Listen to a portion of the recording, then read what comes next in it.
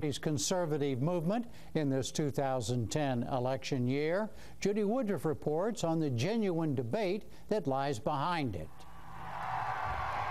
There's John McCain's coming primary challenge in Arizona, Charlie Crist's departure from the GOP in Florida.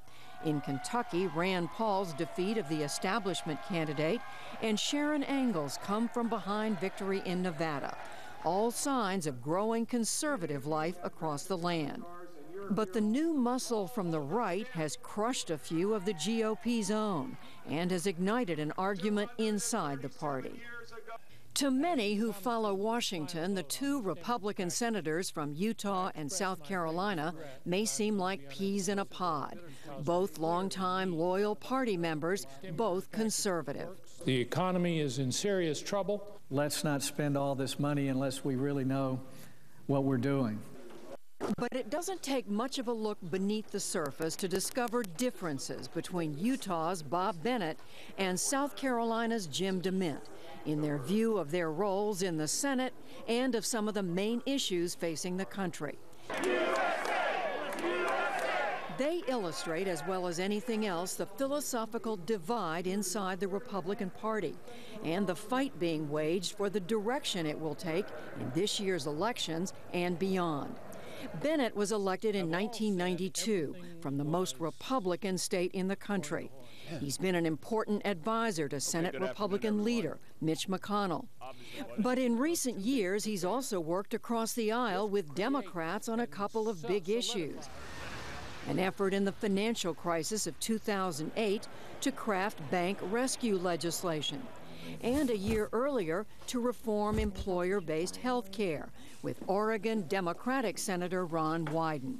One day, Bob Bennett walked across the center aisle in the United States Senate and said, let's go to it. I like your idea of trying to get everybody covered. Bob Bennett is one of those special people in American politics who continues to believe that we ought to have ideas-driven government. On May 8th, Utah Republicans let Bennett know what they thought of his efforts at bipartisanship. He was defeated in his try for a fourth term at the state GOP convention by activists who yelled, among other things, that he didn't love the Constitution enough. The anger about what's going on in Washington was simply too powerful to overcome. I'm apparently not angry enough. One of the complaints about me was, we don't see you on CNN. We don't see you on Fox screaming. We don't see you shouting and fighting loud enough. You're sitting back there talking to these people, and we don't want that. We want somebody really up there fighting. And that's not my style. But fellow Republican Jim DeMint of South Carolina, who's up for re-election for a second term, sees the Utah outcome differently. He says voters want government's main focus now to be to stop spending and borrowing, and what he calls the government takeover of the private sector. He says voters are looking for candidates who agree with that. When Bob Bennett, who everyone said was a conservative Republican, lost, it wasn't that he lost to someone who was further to the right. He lost to someone who was talking about constitutional limited government. I think the fear of the voters is starting to have an impact here with Republicans and Democrats. Bennett, on the other hand, says the voter anger that defeated him is not a recipe for solving the country's problems.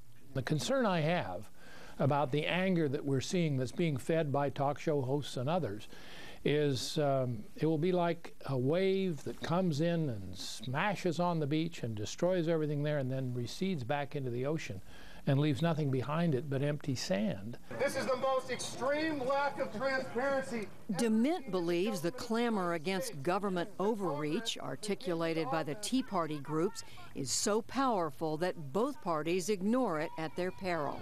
We have to cut spending. We have to keep taxes reasonably low. We can't keep adding to the deficit.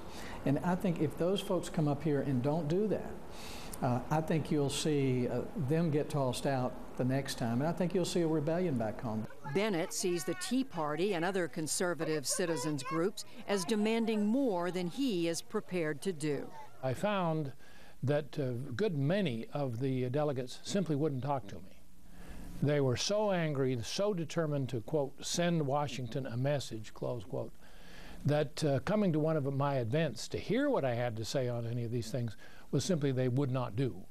And many of them who did come, they would hold up their copy of the Constitution and they would say, if it's not in the Constitution, you shouldn't do it. Well, I'm not quite ready to go that far in my conservative views. DeMint is far more complimentary of the Tea Party agenda. He confirms he is considering endorsing additional challengers to Republican incumbents, as he did in Florida's Senate race. DeMint says what concerns voters has less to do with Republican or Democratic labels and more to do with rising debt and deficits. It's more of a common sense philosophy, more of a balance sheet philosophy than it is partisan politics at this point. It's not right-left. I don't think these labels are going to work anymore. There's nothing right or left about balancing the budget or living within your means or not bankrupting our country. I mean, you can't put Republican or Democrat on that. I think if the Republicans don't get the message after this election, I think it'll be an earthquake election.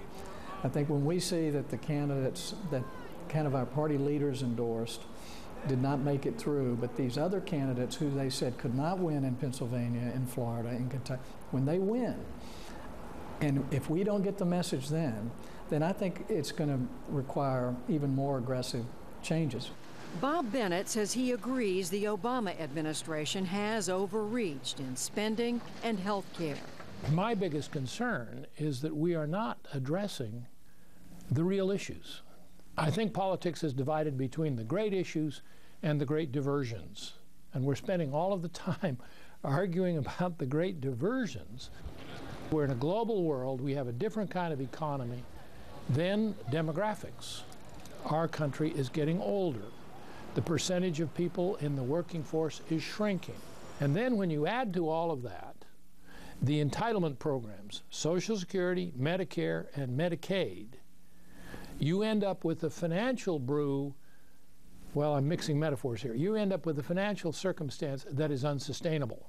And that's what we should be focusing on and not arguing about all of the specific mistakes that President Obama is making. Every administration makes specific mistakes that are fun to argue about, but here are the big issues going ignored. Oregon Senator Ron Wyden, Bennett's partner in a failed bipartisan attempt to reform health care, argues members of the two parties have to work together or voters will punish them. Those who come to Washington in January of 2011 and say, I'm only going to oppose the other side, I'm only going to work to undermine what they'd like to do, I think voters will make it very clear that that's not acceptable either. They want solutions. Republican Jim DeMint disagrees. It is very difficult to work with the Democrats because they're not working for the good of the country. And the Republicans have been partially guilty of that in some ways, but not nearly to the degree.